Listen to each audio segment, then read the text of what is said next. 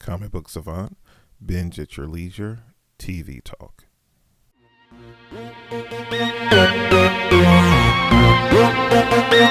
Welcome back to the Comic Book Savant. I'm your host, James Harris.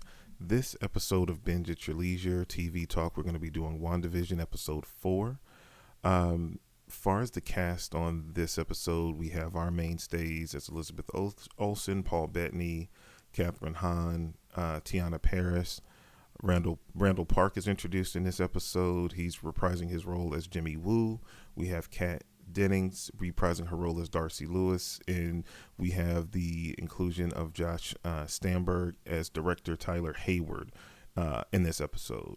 And primarily in this episode, we got exactly what I was asking for in the previous episode, with Monica's ejection from the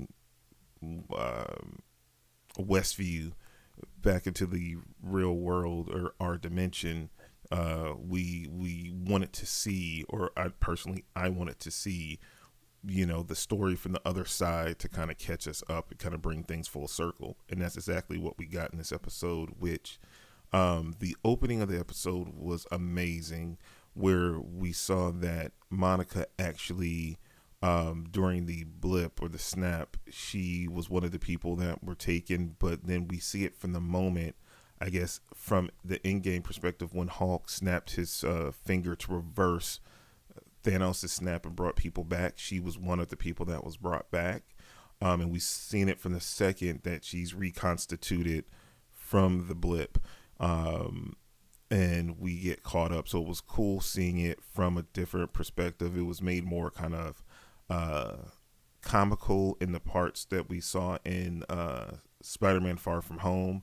This had a little bit more dramatic tension feel to it, because she was in a hospital with her, her mom, and then we see how people are just blipping in the hospital, and it's new people in the hospital, but then that was the place where the last people were. So like they were being full to capacity, and it was like a panic kind of state, and it was chaos everywhere. So it definitely was a heightened perspective. And like I said, they even the Russo brothers themselves in interviews said it was kind of a peaceful thing, but it looked like it was more of a chaotic kind of panic kind of situation, because it just happened out of nowhere, and things had moved and altered, and these people coming back in the space on top of other people is not peaceful in any means. It's very chaotic.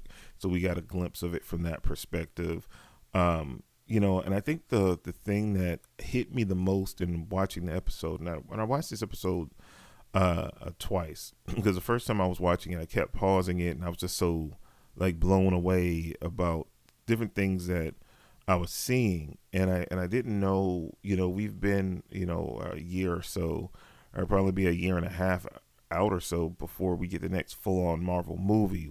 We have excuse me, we have the shows now, with this being the first one, and we do know, right after WandaVision, I think it's a week break in between, and we got Falcon and the Winter Soldier.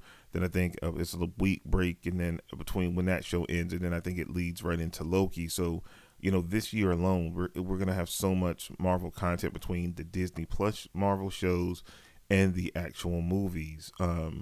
I didn't know how much I missed it, and how much it became such a big part of the culture, getting those movies and that connected tissue. And I didn't know till that opening scene hit how much I missed it till I had it, and how starved I was for it. I wondered with the Disney Plus shows what level of production we were going to get, and they haven't skimped here. It felt, soon as we got out of that pocket world, because it was made to look that way, because they were replicating different eras of these sitcoms, but then to go on the other side, it really felt like an MCU proper piece that it can fit in, even with the inclusion of Randall Park coming back and Kat Dennings coming back. It truly felt like a Marvel movie quality production. Excuse me. Apologize for my voice. It's early in the morning. It's got a frog in my throat. But I definitely felt like what Kevin Feige said when he, introduced all these shows about how, we can take characters from the movies, put them in these shows, introduce new character in these shows, and then put them on the movie, because he's going to make sure production is going to be on the same level, for sure. And I definitely feel that now and believe it in everything I've seen from the visuals, from the trailers that we've seen for Falcon and the Winter Soldier, and even the little sizzle reels they've done of Loki. Those shows look on par, most definitely. So I'm definitely even more excited to see how this concludes in the future shows. I have definite confidence that they'll be up to snuff far as production wise, and I hope the story wise they stay consistent as well. The story this episode it's definitely leaning more towards my theory that Wanda is definitely being set up more as a villain and less of a victim, and I'm loving that aspect, because we've been revealed to dark aspects of her personality when Pietro, died in Age of Ultron, when that moment hit and when she unleashed her powers.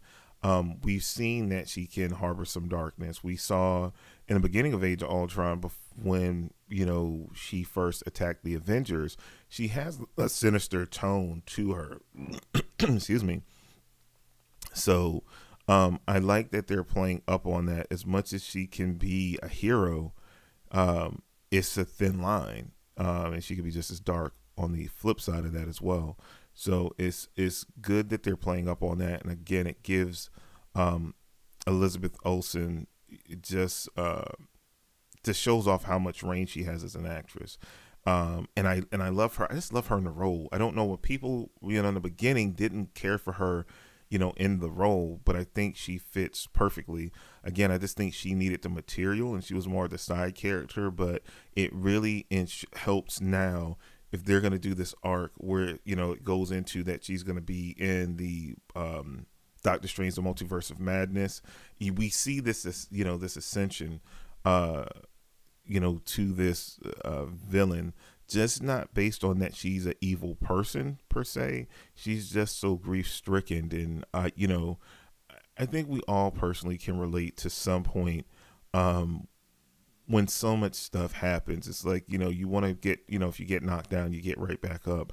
But if you keep being bombarded by so much despair, pain, hurt, and you lose everything and everyone you ever loved, like at a point, it could, if you're not a strong enough person, or you don't have the people around to strongly support you, you could go down an errand path, not based on anything, but that you're just grief stricken.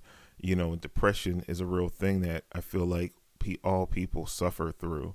I mean, and I'll be the first to admit this, it was a stretch in my life where I dealt with a serious bout of depression.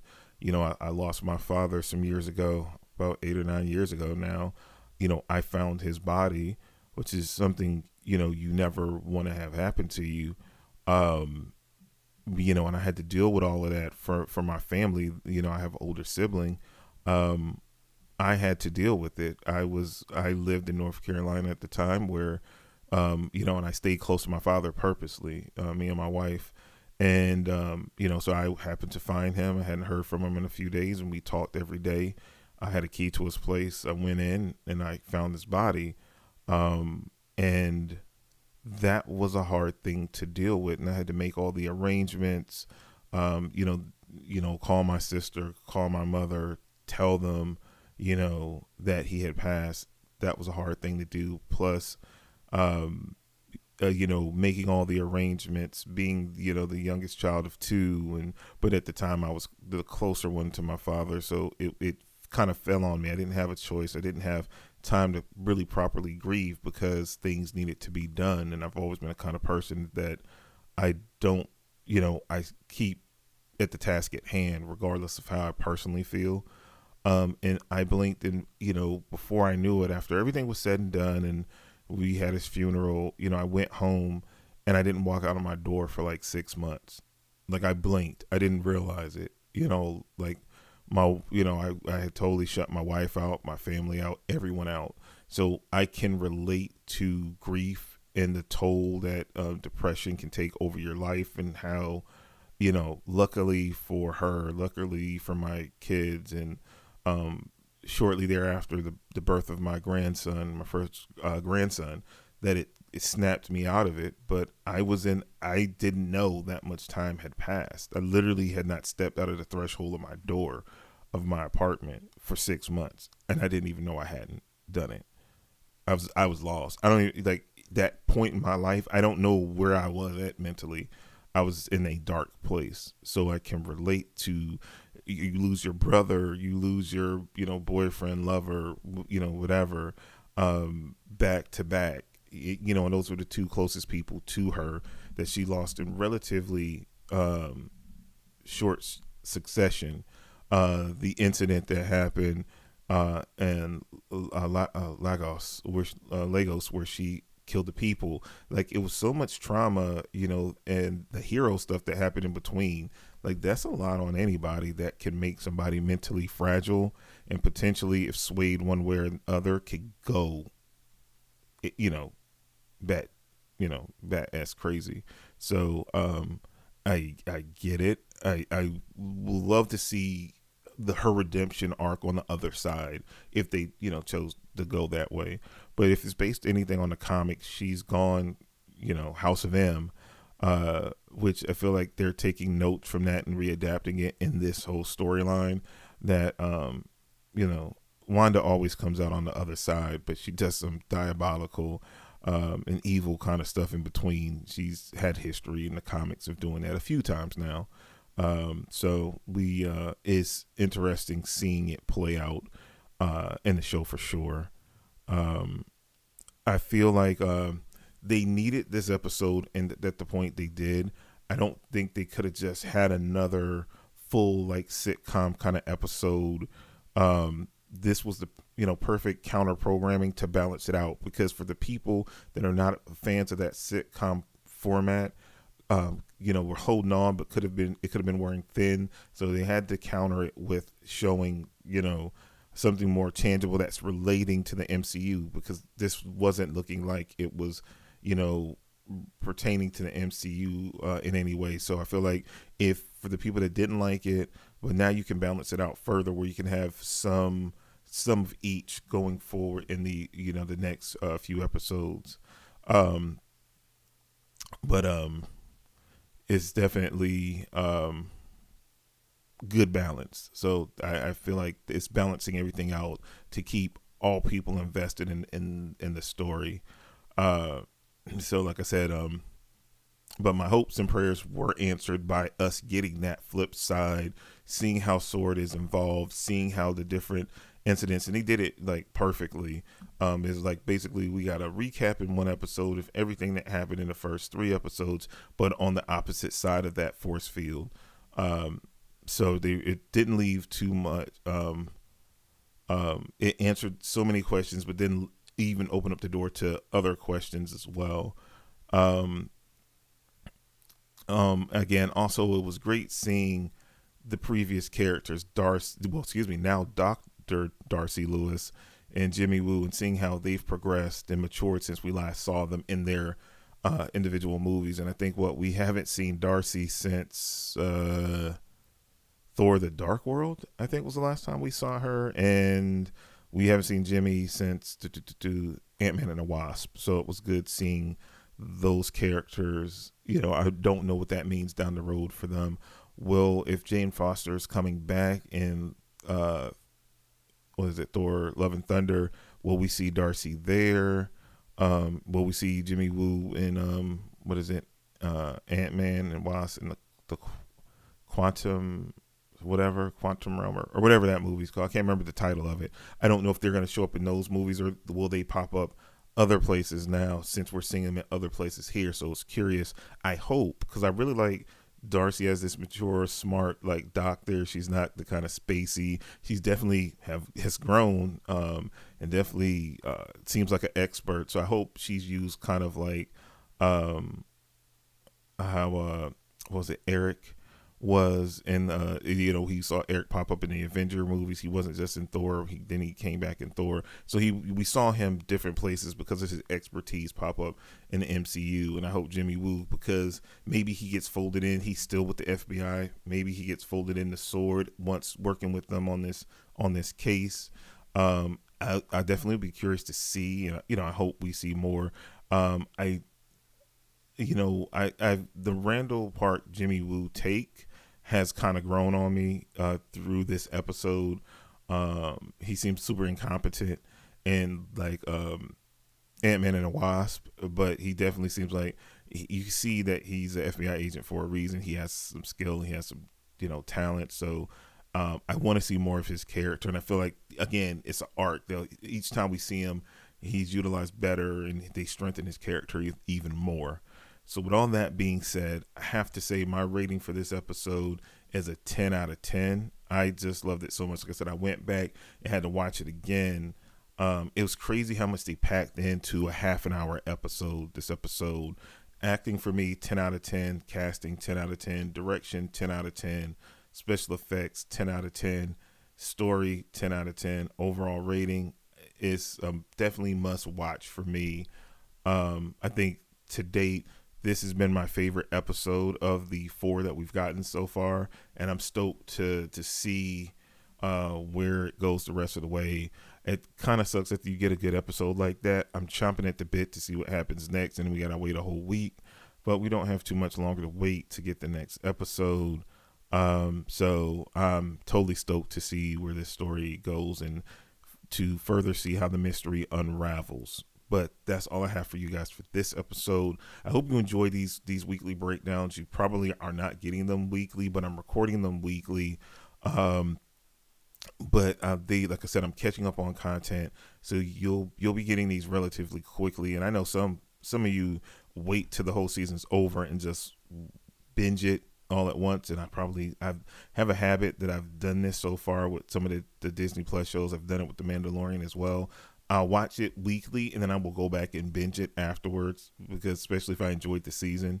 So I'll probably do that with this as well.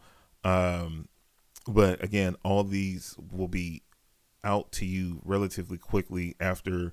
You'll start getting them before the season ends, but then you can go back, and if you binge it, you could just listen. I'll have have a playlist and just can roll through all these episodes as you go through the individual episodes when you watch them. So definitely, I hope you enjoy them. And like I said, I'm going to do more of these, as the shows keep rolling out. You guys suggested this is what you wanted. I'm having fun doing it. So I think this is really cool. And maybe down the road, because we have so many more Disney Plus Marvel shows coming out, that maybe I might do like watch alongs, so we can set something like that up.